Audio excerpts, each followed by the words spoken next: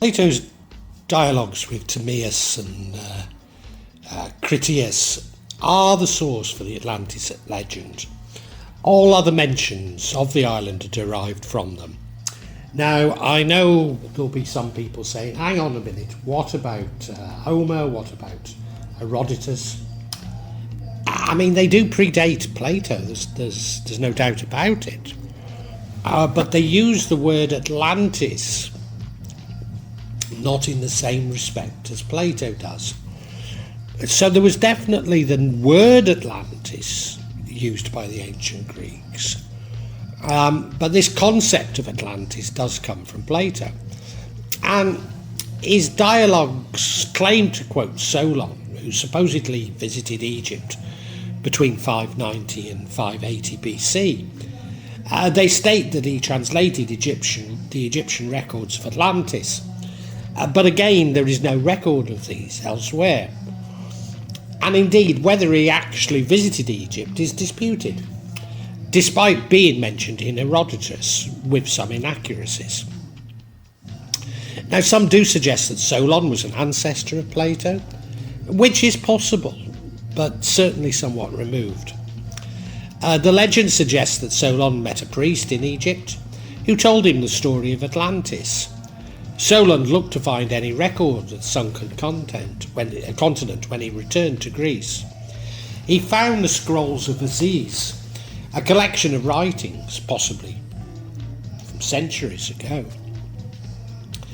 Aziz was supposedly a nomadic shepherd who was the first to discover the lost continent of Atlantis and was the author of the book that would become known as the Shepherd's Journal.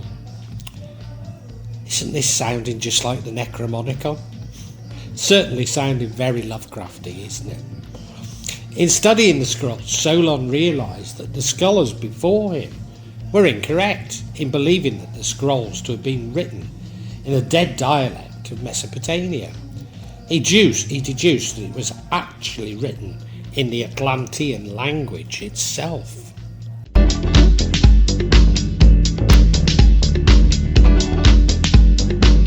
Who introduced Atlantis in Timaeus, written in 360 BC. For it was related in our records how once upon a time your state stayed the course of an almighty host, which starting from a distant point in the Atlantic Ocean, was insolently advancing to attack the whole of Europe and Asia to boot. For the ocean was there at the time navigable, for in front of the mouth, which you Greeks call, as you say, the Pillars of Hercules, lay an island which was larger than Libya and Asia together. And it was possible for travellers of that time to cross all the other islands, and from the islands to the whole of the continent over against them, which encompasses the veritable ocean.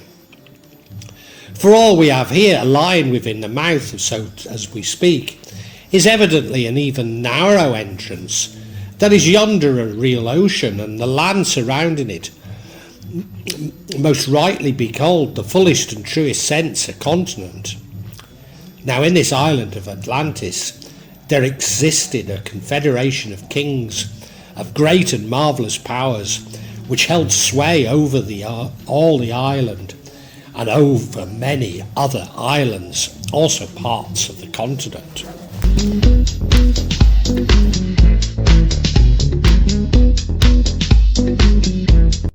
Plato's dialogue with Critias claims that the island was larger than ancient Libya and Asia Minor. He actually describes it simply as Asia, but Asia Minor was all that Plato would have known, combined. But it later sunk by an earthquake and became a mud ridge, preventing travel across the ocean. Plato suggests that the Egyptians described Atlantis as an island consisting mostly of mountains in the northern portions, and along the shore and encompassing a great plain in an oblong shape in the south, extending in one direction to 3,000 stadia, an imprecise length, but roughly 555 kilometres. But across the centre of the island, it was 2,000 stadia, 370 kilometres.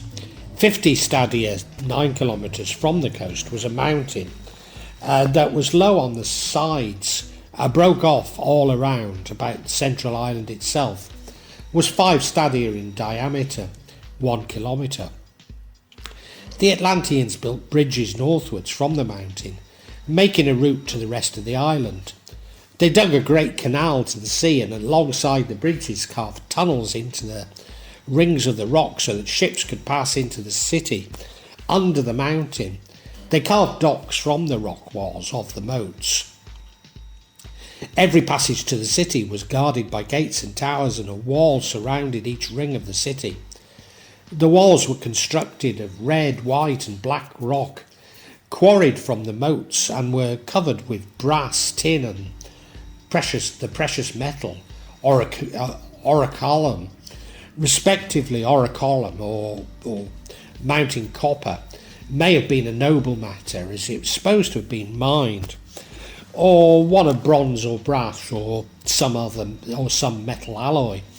According to Plato's Critias, 9,000 years before his lifetime, a war took place between those outside the Pillars of Hercules, probably the Straits of Gibraltar, and those who dwelt within them. The Atlanteans had conquered parts of Libya within the Pillars of Hercules, as far as Egypt, and the European continent as far as Trahinia, and had subjected its people to slavery. The Athenians led an alliance of resistors against the Atlantean Empire, and as the alliance disintegrated, prevailed alone against the empire, liberating the occupied lands. But then came earthquakes and floods, and in a single day and night of misfortune, sank into the earth. The island of Atlantis disappeared into the depths of the sea.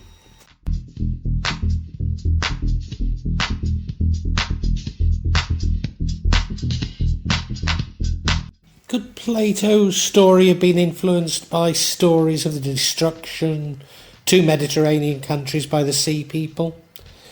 After all, their origin is still unknown, so creating a mythical land would be a useful device to explain them.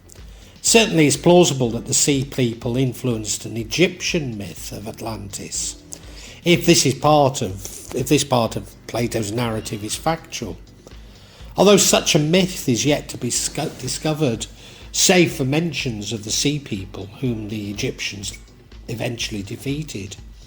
Alternative, during the Peloponnesian Wars, also known as the Earthquake Wars, earthquakes and a tsunami came close to destroying Athens. Could Plato's legend be influenced by Athenian wars with Sparta, using the idea of the Atlanteans as an allegory for the Spartans? Helike was an ancient Athenian League city-state that was submerged by a tsunami in the winter of 373 BC. Its sailors navigated the Mediterranean, established colonies in Asia Minor and southern Italy.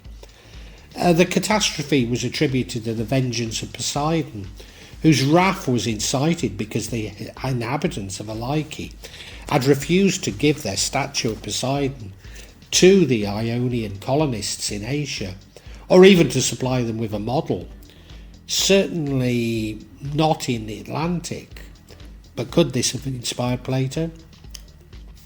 The dialogue that Plato creates for Atlantis is a typical device that he uses to illustrate his philosophy. Thus the story of Atlantis is actually about Athens, a morality tale intended to educate young Athenians on the dangers of power and hubris. Few classicists believe that Atlantis was intended to be taken literally.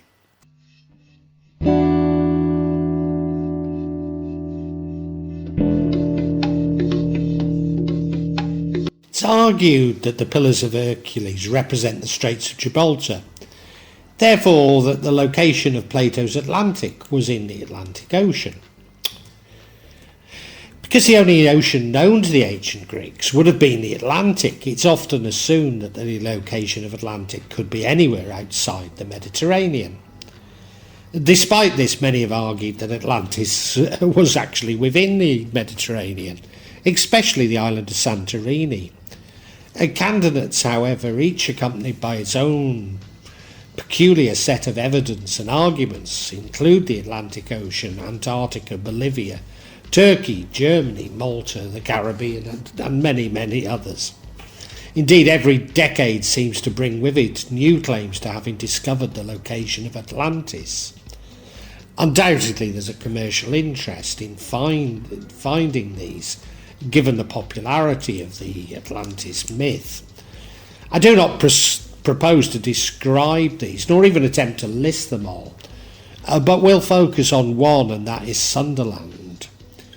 Sir Thomas Raffles, the Lieutenant Governor of British Java and founder of Singapore, was perhaps the first to suggest a link between Atlantis and what we now call Indonesia in his book The History of Java, published in 1817. Arysio Santos with the Atlantis theory and Stephen Oppenheimer with the Sundaland theory both concluded that Indonesia was the beginning of world civilization.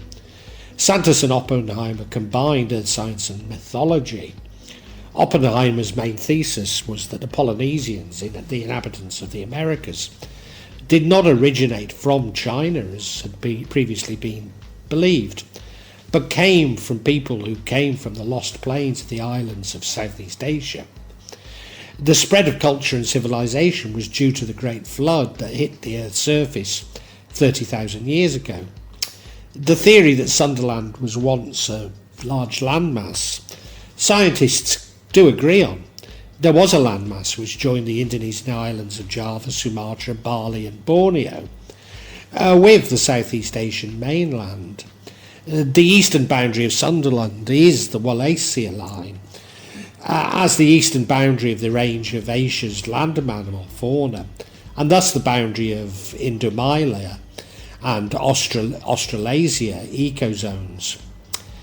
Danny Hillman, in his book Plato Doesn't Lie About Atlantis, is part of Indonesian History, 2014, cites Timaeus and Critias in its relation to the Sundaland ancient catastrophic disaster. Graham Hancock proposes a common origin for various architectural and artistic works in pre-cataclysmic Sundaland as the true location of Atlantic in his book Magicians of the Gods, published in 2015. Further support for an Indonesian Atlantis is in the publication of a book, Atlantis, the Lost City of the Java Sea, by Danny Irwanto in April 2015, whose endeavours to identify features of the lost city with details in Plato's account, with a site in the Java Sea off the coast of the island of Kalimantan. According to Plato, the continent of Atlantis existed around 11,600 years ago. The Sundaland continent completely sunk 12,000 years ago. It's believed that during the Ice Age, the last glacial period, 18,000 years ago, the sea reached nearly 120 metres. But as ice at the North and South Poles melted, the sea levels rose at a rate of 20 millimetres per year for 6,000 years. So hardly disappearing overnight, as Plato suggests, but still, nonetheless, fairly rapidly. According to Plato, Atlantis has two seasons, two seasons, a dry season and high rainfall. This would be in keeping with Sundaland in its equatorial location, even during the Ice Age. Atlantis is said to be as large as Asia Minor combined with Libya. Atlantis is associated with other islands. Sundaland is an area covering Sumatra, Peninsula Malaysia, Kalimantan and Java. It's connected to the mainland. Sulawesi and Maluku remain islands beyond because they have deep seas. Meanwhile, Papua and Australia were another continent called Sahul. Atlantis is said to have a flat landscape around the mountain. There were many fruit trees and various wood-producing trees. According to a number of studies published in the Journal of Nature, Sundaland was a savanna. The higher ground was a forest. The south side of Sundaland was a chain of volcanoes that are now Sumatra and Java. Atlantis is said to have had elephants. Now, the Sundaland continent had the ancestors of elephants, the Stegodon and the Elephas. Atlantis is said to have had a high civilization. They're said to have started farming because the land was so fertile, raised livestock and processed or preserved foods. The Atlanteans also recognised metals such as gold, silver, tin, bronze and orichalcum minerals. They're also said to have built irrigation and have temples and pyramids. But from what we know during the Sundaland period, there were only ancient humans, Homo erectus, Homo florensis and Homo wacanis. Their civilization was limited to hunting, owning stone tools, knowing fire, raising a family and cave painting. However, large rivers with fertile land existed in Sundaland during the Ice Age. It's therefore logical that civilizations develop in this region began at the riverines, since the seas were inseparable from their lives. Their development must have been fully developed, must have happened at the estuaries. Sea levels rise and frequent floods or tsunami caused some of them to move to the higher ground or mountains. Rivers are the only means of transport existed at the time, so they moved along the rivers in an upstream direction. Ancient civilizations survived to this day has been observed, and it turns out that they are living in regions upstream of major rivers. Recent studies have revealed the presence of several agricultural crops and animals domesticated in Sundaland and its surroundings, and they are closely related to population distributions from Sundaland. These domestications are inseparable from the water environments, either rivers or seas, which met at the estuaries. Although I need to acknowledge that this argument is at the heart of the debate between those believing in an ancient, advanced civilization or civilizations and materialist science, including Graham Hancock, whom, as you know, I have much time for. Indeed, from Graham I picked up the idea that some of our lost ancient history, and maybe the history of other hominoids, whom of course are believed to have inhabited Sundaland. Plato suggests that the Atlanteans were half human and half god. Could this allude to interspecies mating? If this is the case, is it a surprise that archaeologists can find no evidence of their civilization?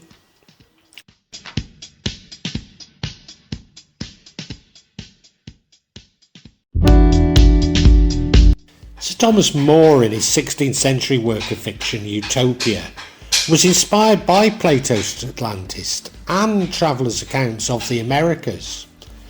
More described an imaginary land set in the New World. More's Utopia had a major influence on me as a teenager, only to be replaced by William Morris's News from Nowhere as a young adult. His idealistic vision established a connection between the Americans and utopian societies, a theme that Bacon discussed in The New Atlantis circa 1623. According to Bacon, harmony between human beings could be reached by an understanding of nature which uses science as a mediator at the end of the day. We are one and the same. Understanding the natural rhythms through culture, embracing its patterns and guidelines, results in a society that is guided towards evolution, self-awareness and respect. This also relates to my hero Sir John Dee in his concept of the Elizabethan Commonwealth. A character in in Plato's narrative, it gives a history of Atlantis a character in Bacon's history of Atlantis, similar to Plato's, and places Atlantis in America. People have begun to believe that Mayan and Aztec ruins could possibly be the remnants of Atlantis. Whilst I admired Dee and Moore, and indeed Bacon, it began a tradition of using lost cities to promote political doctrines, which later became so divisive. The Irish-American senator from Minnesota, Ignatius L Donnelly, 1882, published Atlantis, the Antediluvian World, stimulated popular interest in Atlantis. According to Donnelly, Atlantis was the original source of many ancient civilizations around the world. He was greatly inspired by early works on Mayanism and attempted to establish that all known ancient civilizations were descended from Atlantis, which he saw as technologically sophisticated, more advanced culture. Donnelly drew parallels between the creation stories in the Old and New Worlds, attributing the connections to Atlantis, where he believed the biblical Garden of Eden to have existed. As implied by the title of his book, he believed that Atlantis was destroyed in the Great Flood mentioned in the Bible. He also thought that it had been the original home of an Aryan race whose red-haired, blue-eyed descendants could be found in Ireland. In fact, he believed Ireland was the garden of Phoebus or Hyperborea of Western mythology.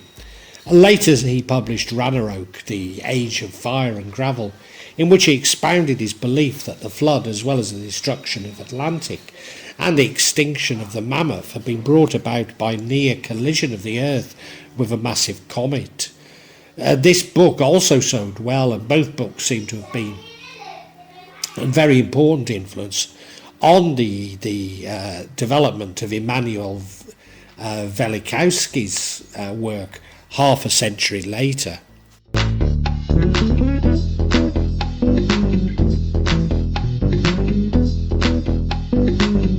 Madame Helena Blavatsky took up Donnelly's interpretation when she wrote the Secret Doctrine in 1888, which she claimed was originally dictated in Atlantis. She maintained that the Atlanteans were cultural heroes, contrary to Plato, who described them mainly as a military threat to Athens. She was also influenced by Rosicrucian Edward Buller Lytton, who published anonymously in 1871 the Vril, The Power of the Coming Race, originally published simply as The Coming Race. This described a Vrilya who had great telepathic and other parapsychological abilities, such as being able to transmit information, get rid of pain and put others to sleep. They were descendants of an antediluvian civilization called the Anna, who lived in a network of caverns linked by tunnels. Originally surface dwellers, they fled underground thousands of years ago to escape a massive flood and gain greater power by facing and dominating the harsh conditions of the work. Blavatsky believed in a form of racial evolution. She described the Hyperboreans as the origin of the second root race and as non-intelligent ethereal creatures that reproduced by budding. In Greek mythology, the Hyperboreans were mythical people who lived in the far northern part of the known world. Nevertheless, the Hyperboreans were believed to inhabit a sunny, temperate, divinely blessed land. The Atlanteans were the fourth root race, which was succeeded by the fifth, the Aryan race, which he identified with the modern human race. The seven sub-races of the Atlantean root race were the Rumal, the Tlavati or Cro-Magnons, the Toltec, a term which Theosophists used as a synonym for the Atlantean ancestors of the American Indians, the Turian, the original Semites or Phoenicians, the Akkadians and the Mongolians, which migrated to colonize Central Asia, East Asia and South Asia. In a book, Blavatsky reported the civilization of Atlantis reached its peak between 1 million and 900,000 years ago, but destroyed itself through internal warfare, brought about by dangerous use of psychic and supernatural powers of the inhabitants. A fellow theosophist, Rudolf Steiner, the founder of anthroposophy, and Annie Besant, whom I have a lot of time for, if only for her intervention in The Match Girls' Strike, also wrote of cultural evolution in much the same vein. Other occultists followed on, such as Dion Fortune in his esoteric orders and their work.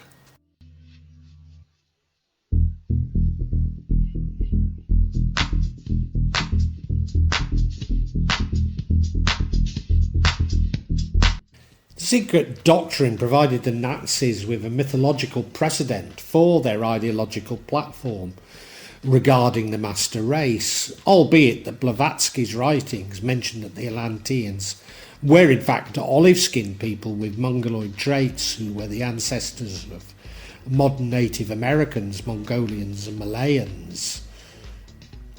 The idea that the Atlanteans were Hyperborean Nordic Superman who originated in the northern Atlantic, or even as far north as the North Pole, was popular in German Ariosophic movement around 1900, propagated by Guido von List and others. It gave its name to the Thule Gesellschaft, an anti-Semitic Munich lodge which preceded the Nazi Party. The scholars Karl Georg Jasetska 1920 and Hermann Wirth 1928 were the first to describe a Nordic Atlantean or Aryan Nordic master race that spread from Atlantis over the North Sea, Northern Hemisphere and beyond. The Hyperboreans were contrasted with the Jewish people. Nazi ideologist Alfred Rosenberg in The Myth of the 20th Century, 1930, and SS leader Heinrich Himmler made it a part of Nazi doctrine. Such beliefs resulted in an expedition by Ernest Schaeffer to Tibet, searching for the lost Aryan race of Atlanteans. This involved measuring the skulls and facial features of bemused locals. Despite the research being inconclusive, it was claimed that it did establish an Aryan race within the Himalayas, but that they were to become weaker due to inbreeding with the locals. Edmund Kiss suggested that the Earth collided with the Moon, which destroyed Atlantis, creating an ice age. Paul Schliemann, the grandson of Henrik Schliemann, claimed that Henrik had found evidence of Atlantis when evacuating Troy.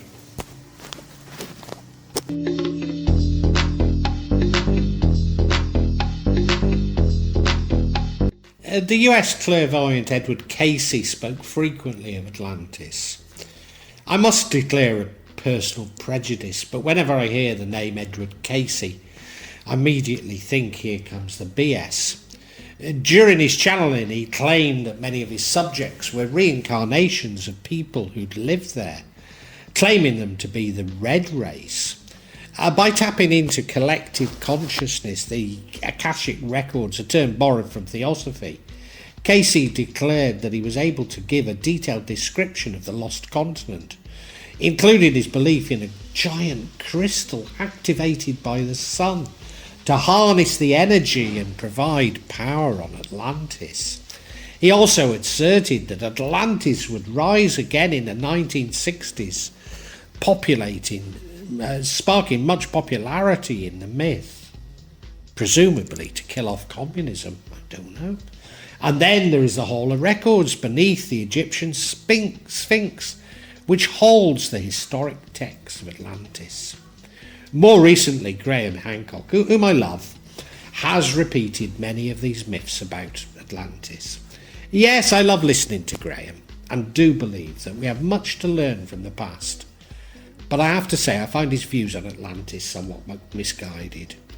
Interpreting the allegorical literally, albeit Graham is much more sophisticated than most in this respect. I do, however, find the hostility to Graham by scientists inexcusable. He points to the blinkered application of materialist science and its implication of constant human advancement. But yes, regrettably, I find the story of Atlantis to be a myth. I'd love to believe it, especially its moral implications, but the evidence is at best sketchy and potentially somewhat dangerous. Once again, Theosophy is never far from being involved in such dangerous mythology. Blavatsky and the Theosophists only reflected the morals of the age. It is that their beliefs continue to be regurgitated uncritically that I find so objectionable. Indeed, it seems to me to be racism masquerading as spirituality, even as love and liberalism.